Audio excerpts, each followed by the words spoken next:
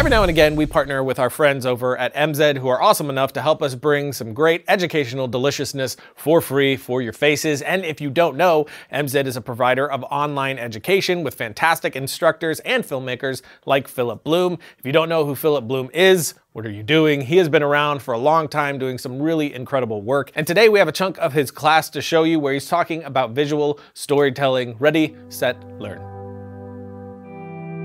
In this episode, we're going to concentrate on what we film. We will learn how we arrange the subject matter, in which case right now, me, within the frame. All the various shots we use and the language we have developed to describe them. How lenses can affect the image and how light and contrast play a role. So what makes a great shot? What makes your work stand out over others? The subject matter is incredibly important, but to make a pleasing image, we have to look at how we construct that image in the frame. We've been creating artwork and telling stories visually since the dawn of man. Over that time, artists have perfected many techniques, and we still employ these techniques today. Framing or composition is as relevant in film as it is in paintings, illustration, or graphic design. Over the years, we have learned there are many ways we can arrange objects in the frame using shapes and alignments that is pleasing to us. We can also use composition and framing to guide the eye to what we want it to see or not see, help telling your story.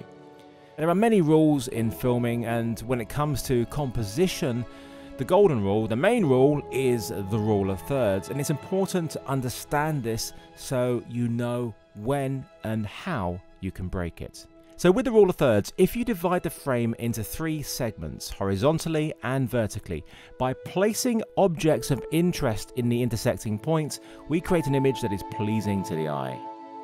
There are many books on the rule of thirds and how it applies to nature in much more detail, but just following this one simple rule can dramatically improve your shots. In a wide shot, we can create balance in the frame with how our subject matter relates to their surroundings. And when we're in a medium, we can place that person on the lines to make a pleasing frame. When we're in the close-up, by placing the eyes on the intersecting points helps draw our attention to them.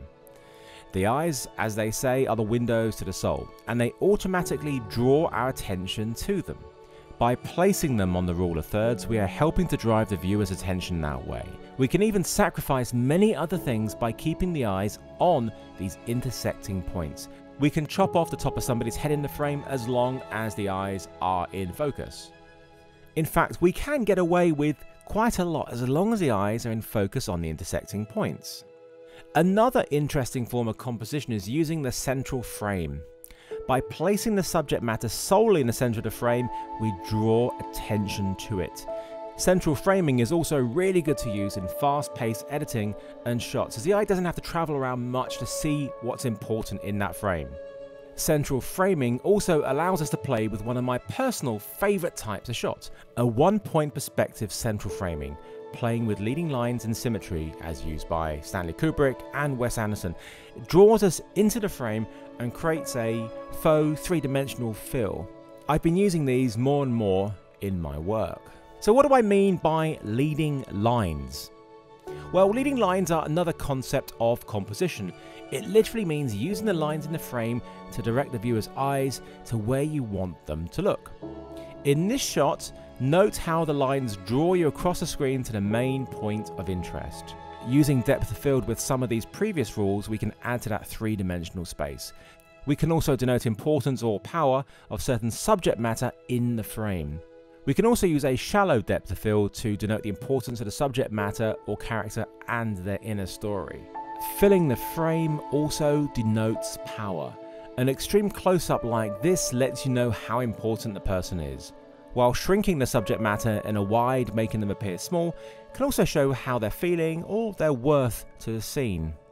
Contrast and light can also play a part. We are naturally pulled towards looking at brighter objects in the frame. A darkened frame with an eye light or spotted area will pull you right in.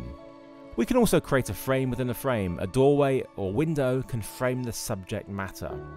Another compositional subject I'd like to talk about is lead space. If a character in the shot is looking to the left, then they should be placed on the right. This means they're looking into the empty space, making a more natural shot. Again, by understanding these rules means we can break them for effect. So we know the different rules of how to organise the subject matter in the frame. Now we're going to look at the different types of shots we regularly use and how they can help us with our storytelling. Eventually, composition will start becoming truly second nature to you. Whenever I'm out and about and looking at things, I actually see things as frames. It's become quite bad at times. I go to a restaurant, I sit down and I choose a table based upon, that's a nice background and frame for taking photos of the person I'm with. Watch TVs, watch movies, look at stuff online, read, experiment, find the style that you like.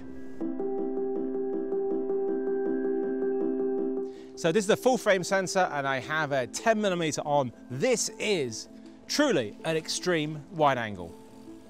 And this is a wide angle, an 18mm on a full frame. It's not as crazy as the last one, and this is much more practical. This is used to really establish a shot. It gives a sense of space and the location that you're in. And this is what's called a full shot. It's called that because we can see full body, top to toe with a little bit of space, top and bottom. This is a medium long. As you can see, it is the knees and the head in frame. We don't go wider than this where we cut off the feet because that is really unnatural. This is the widest of our official medium shots. This is the cowboy shot. This is a frame so we can see, just by the crotch, we can see our guns. Not those, guns for cowboys, hence the name. It's not really something that I do much of. I haven't filmed many westerns, especially down here in Richmond Lock. But this is the cowboy. And this is our medium shot. This is a 50mm on a full frame sensor. This is what we see with our eyes. Our field of view, 50mm, very standard and beautiful shot. And this is our medium close-up, otherwise known as an MCU. And this is our nice shot we use very frequently for interviews and for dialogue scenes of our main characters. And this is our close-up. This is the tightest shots we do before we start cutting off the top of the head. This close-up is called the choker because it is just above Sarah's choker, cutting top of the head off and just below the chin. And this is our extreme close-up. This is as close as we get whilst keeping the mouth and the eyes in frame. This is used for getting that heightened connection with your character. It also is the one that's going to show the most flaws. Not that you have any flaws, Sarah. And this is our macro. This is about as extreme close-up as you're going to do. It's so close you can see me reflecting in Sarah's eye, and our depth of field is incredibly narrow.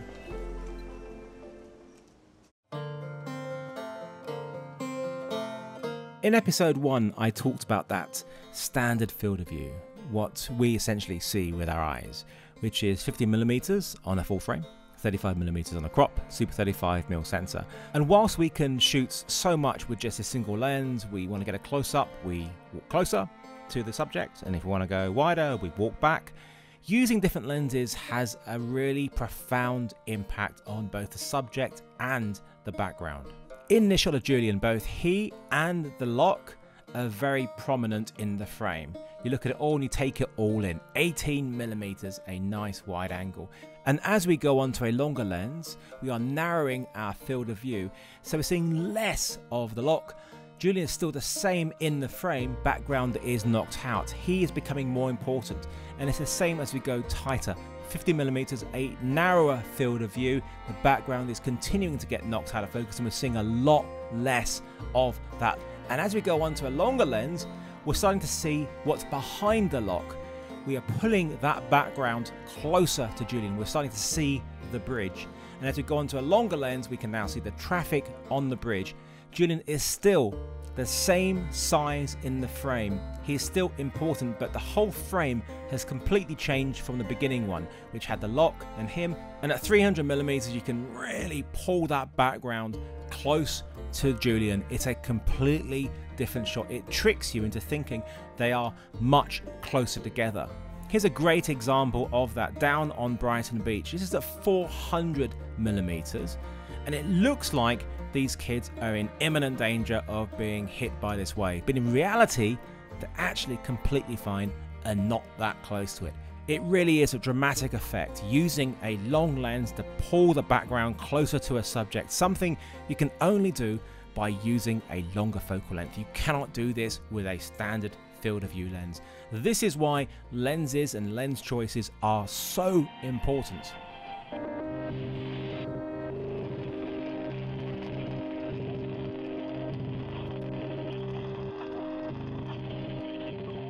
Your choice of lens will also affect how a person's face will appear.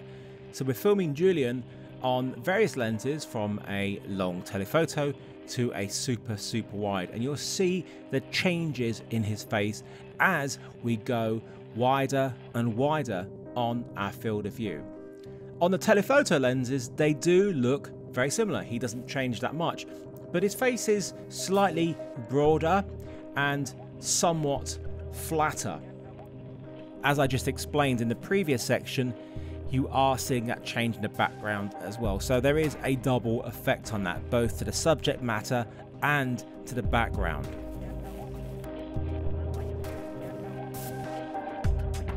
It's when we get into the focal length range of around 50 to 90 millimeters, which is the portrait range. This is the most natural and representative of what Julian looks like in real life.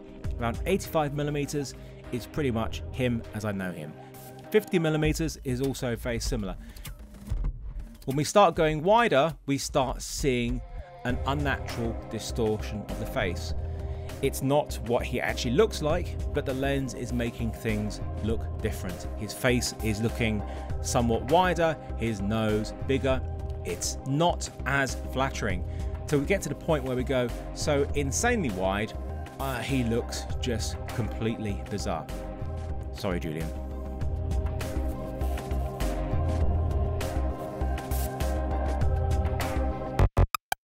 If you're a budding filmmaker, entrepreneur, or innovator, Domain.com is the place to go when that next great idea hits you. When you buy a domain name from Domain.com, you're taking the first steps in creating an identity and vision for your brand or idea. And the world's top two premier most recognized domain name extensions are .com and .net, which means those are the ones that are going to help you build your brand and expand your presence online the best. And of course, they're hooking you up with 25% off when you use the coupon code FilmRiot at Domain.com's checkout when you get your domain names, web hosting, and email. Just use that coupon code. When you think domain names, think Domain.com. Logo. Again, a big thank you to MZ for letting us hook you guys up with some free educational goodness. And just like the others, this is a small section of a 9.5-hour course from Philip that goes into drones, slow motion, interviews, lens whacking, and a ton more. For a link to that, you can find that in the notes below. And there's a lot more courses to be had on MZ, things on directing, editing, cinematography, sound. So if you're interested, you can either buy classes on their own or sign up for MZ's subscription service and get all the classes for a massively reduced rate. So check out the links below if you want some of that, and that's it. I'll see you guys next time when we find out we're going to contention.